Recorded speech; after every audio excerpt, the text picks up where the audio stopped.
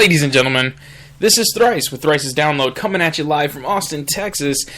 Today's Wednesday podcast is going to be about grounding, entitled Grounding. Now, if you don't know what kind of grounding I'm talking about, then I apologize, I wasn't clear enough in the description. But basically, I'm talking about grounding or earthing or grounding yourself in the electromagnetic sense to the earth. Very interesting topic that I really enjoy talking about.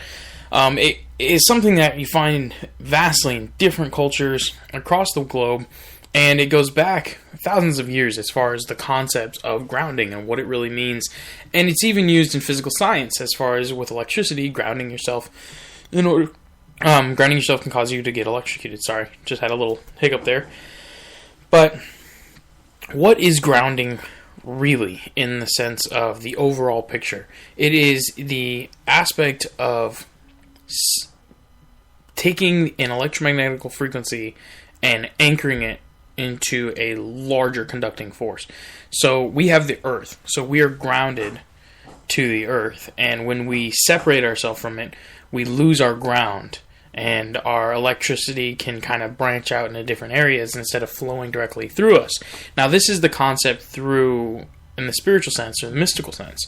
When you focus on that idea that it is an electrical current, you have this energy that comes through and creates you, and it goes into the earth because we are this connecting piece to the earth. We are a part of the earth. We are a life form on top of it. So in order for the earth to be living, it needs all of its life forms. These are all concepts, people, so, but just to give, this is kind of a little detailed of different ideas of what grounding really is. So ways that you can ground are simple as in electromagnetic science. You can ground yourself by touching metal. You can ground yourself as simple as going and putting your feet on the ground, or wearing wearing certain kinds of shoes can have a grounding effect. So you can actually, there's a way to measure it. I'm not sure. There's this guy who's got this website. I really want to bring him on, and he actually tests his electromagnetic frequency. I forget what measurement it is as far as ohms or watts, but he actually tests it out, and then he goes and he stands barefoot on the ground, and his frequency changes. And it's a pretty interesting aspect, because this is what they teach you in mystical studies, is that grounding yourself is connecting back with the earth. And a lot of the things that I've studied, that's how they teach you, is that grounding is connecting to the earth. It's grounding yourself like ground, like the earth. And when you look at it more from the science perspective, it's allowing your electromagnetic frequency to be channeled into something else. So something is being fed to you constantly, and you can say that that's our five senses.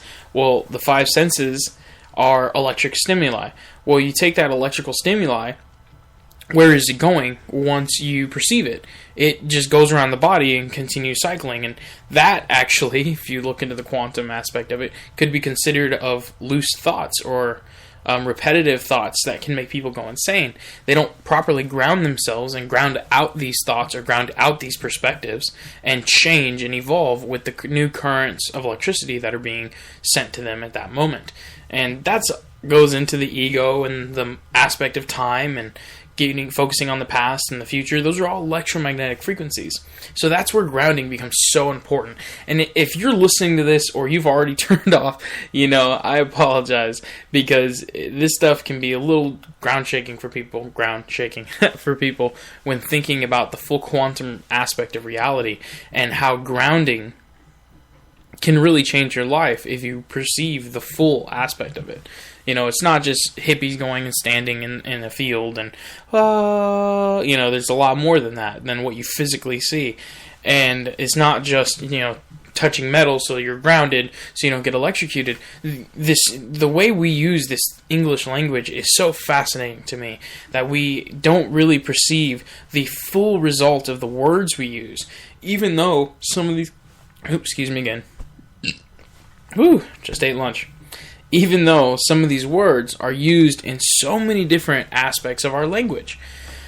I mean, even the word, a word is something you use, like right now, I'm using words to have a conversation. It's something you use in language. It's a part of, it's the parts and pieces of language. A word can also be considered as a kind of symbolical term, where, a word as, the word, or what is a word in the aspect of a philosophical sense of sound and definition of what are these words really when we're using them. I mean, it goes a little far out there when you use these things that we use, like light. Light is used in different spelling as well as being light. But where light itself has no weight, so it's kind of like that coincides with each other as the same kind of definitions in an overall sense. It's just, there's so many different things. I actually will do a different podcast one day on words. I'll probably do a couple of them. It's such a vast topic, but I don't have these off the top of my head right now. I'm just trying to give you some examples.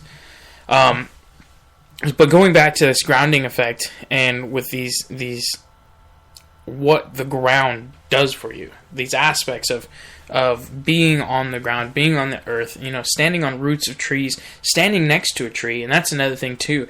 If you look at everything as electricity, a tree is a grounding rod. It's a antenna, grounding rod,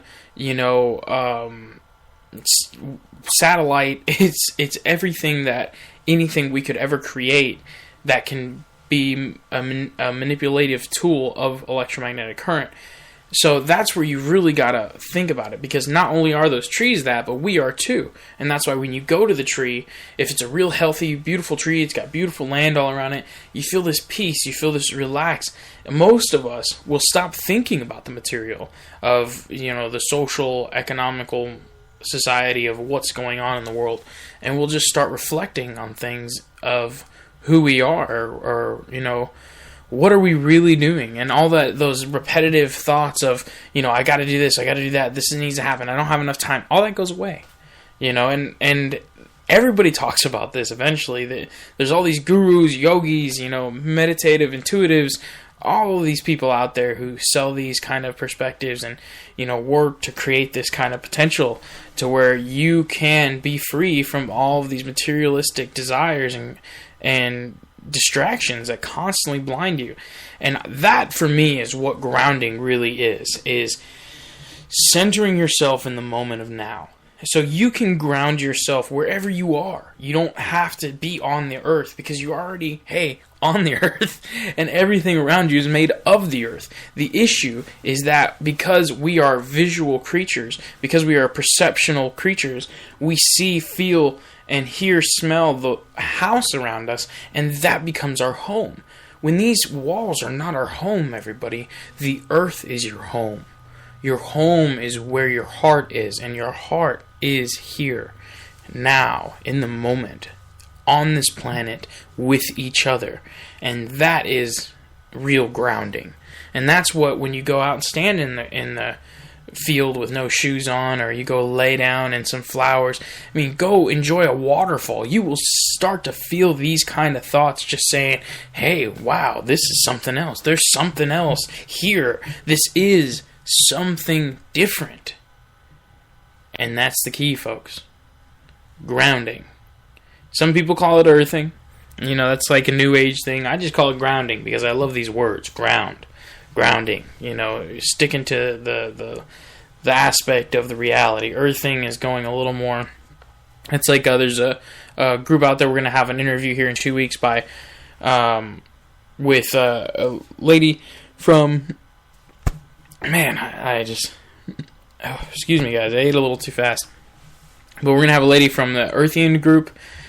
She is somebody who's been part of pushing this idea of we are all one culture, and it's more of a governmental aspect of changing the government's perspective in all these different countries, of all of our countries, and really trying to get people to realize that we're not just, African American, South American, European. We're Earthian. We're a whole culture of humans.